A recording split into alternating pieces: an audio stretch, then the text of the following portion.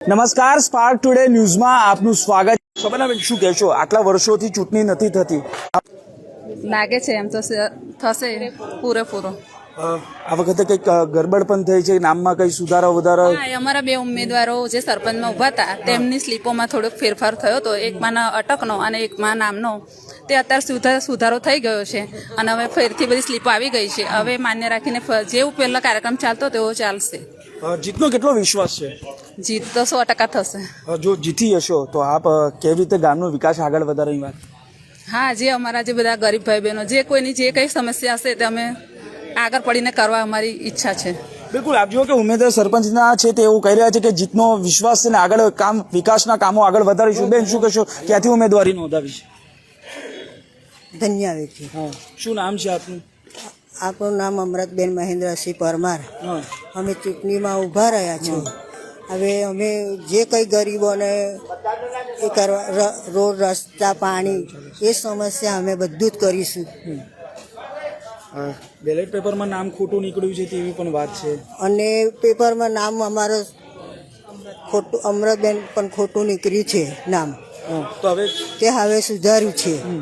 એ બદલ અમારો ખૂબ ખૂબ આભાર. બિલકુલ, આપ જુઓ કે તમામ જે ઉમેદવારો છે જીતની આશા વ્યક્ત કરી રહ્યા છે અને સાથે કહી શકાય કે તમામ જે ઉમેદવારો છે તે આ મેદાનમાં ઝંપલાવ્યું છે અને તમામ લોકો આપ જુઓ કે અહીંયા તમામ જે મતદારો છે એક બાદ એક અહીંયા મતદાન મથક પર પહોંચ્યા છે અને મતદારો પોતાનું જે ઉમેદવાર છે તેનું ભાવિ અહીંયા ચૂંટણી અધિકારી પણ પહોંચ્યા છે. જે નામોમાં ક્યાંક મામલતદાર છે, ચૂંટણી અધિકારી શ્રી તે પણ અહીંયા પહોંચ્યા છે. એટલે આ પ્રકારે જે બેલેટ પેપરમાં નામ છે તે ખોટું નીકળ્યું હતું ઉમેદવારનું તેવી પણ વાત સામે આવી રહી છે. એટલે તેને લઈને ચૂંટણી અધિકારી છે તે અહીંયા પહોંચ્યા છે.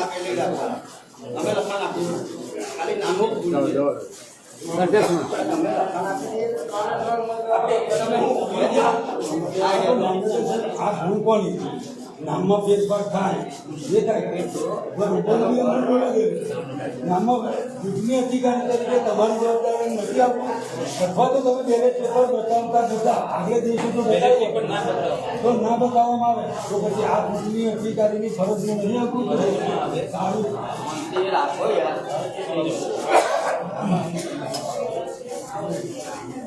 જો કે જે પ્રકારે જે ઉમેદવારો છે તેઓના બેલેટ પેપરમાં નામમાં ખામી સર્જાઈ છે ને તેને લઈને આ વિવાદ અહીંયા ઊભો થયો છે.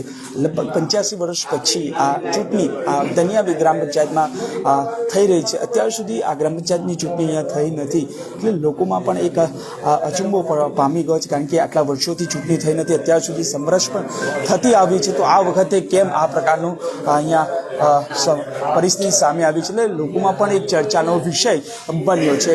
ત્યારે આપ જુઓ કે તમામ લોકો જે ઉમેદવારો છે ઉમેદવાર અધિકારીઓ ચૂંટણી અધિકારી સાથે તેઓ ચર્ચા કરી રહ્યા છે અને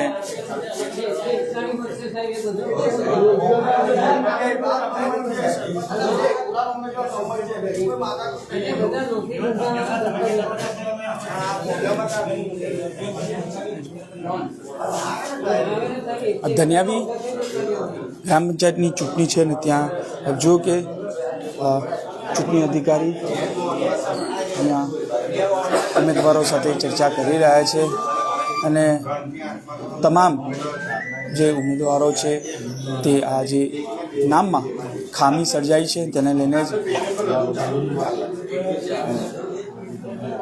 જો કે બહારનો પણ માહોલ મારા કેમેરામેનને કહીશ કે બતાવવાના પ્રયત્નો કરે કે જે પ્રકારે તમામ જે ગામના મતદારો છે ધનિયાવી સૌથી મહત્ત્વની વાત એ છે કે ધનિયાવી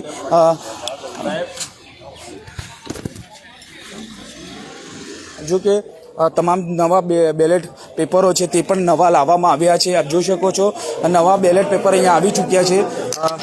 આપ જુઓ કે જે પ્રકારે નવા બેલેટ પેપર પણ અહીંયા આવી ચૂક્યા છે.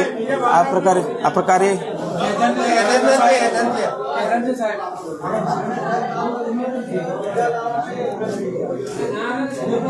તમામ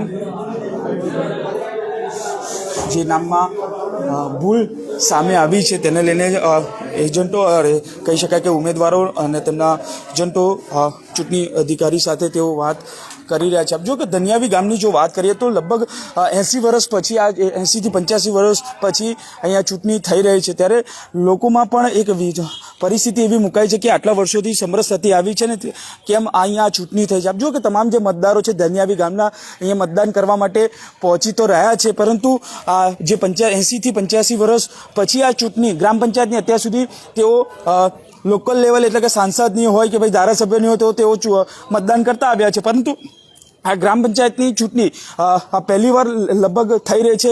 1982માં છેલ્લી ગ્રામ પંચાયતની ચૂંટણી થઈ હતી, ત્યારબાદ હવે તેઓ 2025માં કરે, એટલે 80 વર્ષનો આ ગાળો જોવા મળી રહ્યો છે. લગભગ લોકોના જે સ્થાનિકો છે તેનું કહેવું છે કે ઘણા લાંબા સમય બાદ આ ચૂંટણી અહીંયા ગ્રામ પંચાયતની થઈ રહી છે. એટલે આ પ્રકારે તમામ જગ્યાઓ પર ગુજરાતના વિવિધ જે શહેરો છે, વડોદરા, સુરત, તમામ જગ્યાઓ પર આ પ્રકારની ચૂંટણી આજે ગ્રામ પંચાયતની થઈ રહી છે. તેમાં વડોદરા ગ્રામ્યની જો વાત કરીએ તો ધનિયાવીમાં આ જે ચૂંટણી છે તે થઈ રહી હતી વહેલી સવારથી ને ત્યાં જે ઉમેદવારો છે તેમાં નામમાં ભૂલ નીકળતા તમામ જે ઉમેદવારો છે તે ચૂંટણી અધિકારી પણ અહીંયા પહોંચ્યા છે અને હવે નવા બેલેટ પેપરથી લાવી અને ફરીથી મતદાન શરૂ કરાવવામાં આવ્યું છે. કેમેરામેન નિહાલની સાથે Surat Solanki, spark today news, Vadodara.